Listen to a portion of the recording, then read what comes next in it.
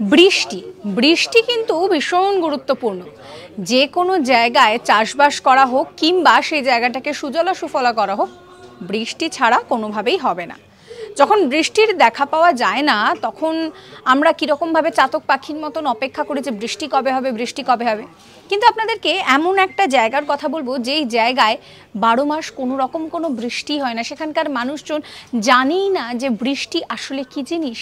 তার কারণ হচ্ছে এই জায়গাটার ভৌগোলিক অবস্থান। ইয়েমেনের রাজধানী সানায় অবস্থিত ছোট্ট একটা গ্রাম, খুব ছোট্ট একটা গ্রাম আল হুতেইব।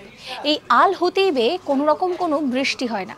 তার কারণ বৃষ্টি হওয়ার জন্য মেঘটাকে জমার জন্য যেই লোকেশনটা, যেই উচ্চতাটা দরকার হয়, সেই উচ্চতার থেকে এই জায়গাটা অনেকটা বেশি, যেখানে মেঘ জমার কোনো রকম কোনো জায়গা পায় না।